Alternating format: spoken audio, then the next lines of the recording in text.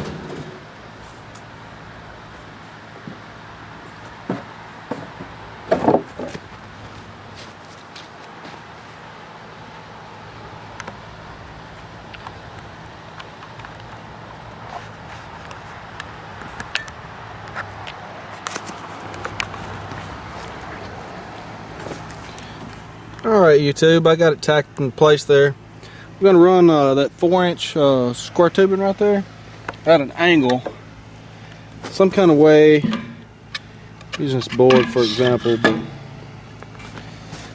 some kind of way like that right there at an angle on each side to brace it. And then on the bottom, right down there where that joint meets right there at the bottom, I'm going to put that 3/8 plate down there and make it like a gusset. So it'll take me a minute to get all this cut out and lined up stuff.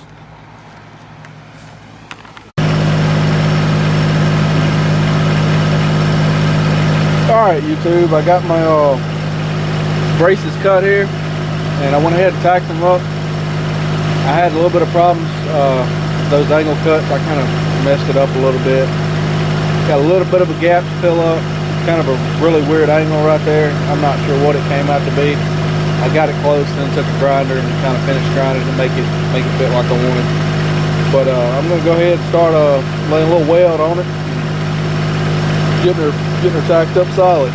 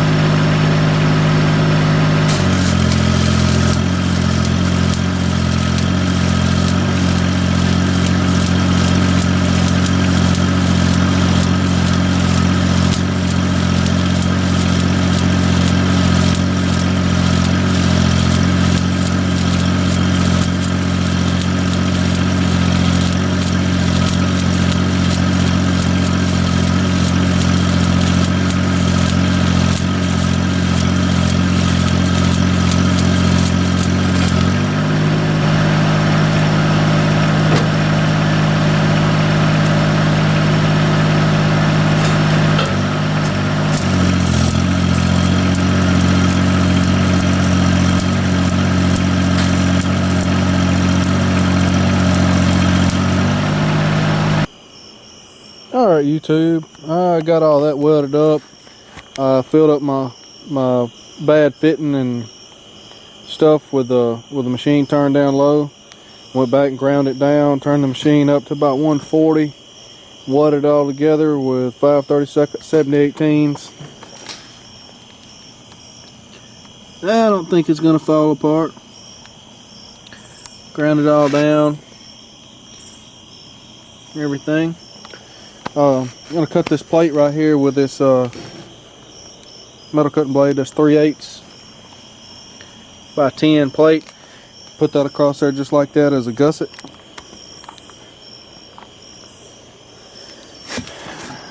And I'm all in the way.